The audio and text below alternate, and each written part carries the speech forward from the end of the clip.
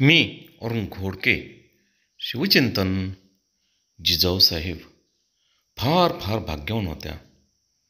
कारण त्यांच्या साऱ्या मनीषा शिवरायांनी पूर्ण केल्या होत्या. तुझ्या वंशात शककर्ता राजा जन्माला येईल हा वेरूळच्या घृष्णेश्वराने मालोजी राजांना दिलेला दृष्टांत त्यांच्या पोटी येऊन शिवरायांनी सार्थ करून दाखवला होता. त्यांनी लहानपणापासून त्यांच्या मनावरती ठसवलेले हिंदवी स्वराज्याचे ध्येय त्यांनी प्रत्यक्षात आणले होते.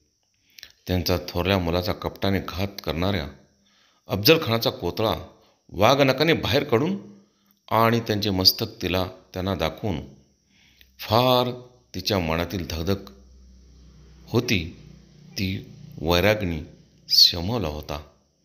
शहाजीराजांना विश्वासघाताने पकडणाऱ्या बाजी घोरपड्यांचा काटा शिवरायांनी काढला होता. स्वतंत्र भूमीत रायगडच्या स्वतंत्र राजधानीत त्यांच्या मस्तकावरती छत्रछामरे ढाळलेली जिजाऊ साहेबांनी पाहिली होती. पाहण्यासारखे सर्व काही पाहिले. आता डोळ्याचे पारणे फेटले होते. कोणतीही इच्छा राहिली नव्हती. अशा कर्दार्थच्या जाणीवेने आनंदाने त्यांनी डोळे मिटले. जन्मभर अनंत दुःखे भोगलेल्या जिजाऊ साहेबांचा शेवट गोड झाला होता आणि त्या सुखात गेल्या होत्या. बहुत काय बोलणे. राम कृष्ण हरी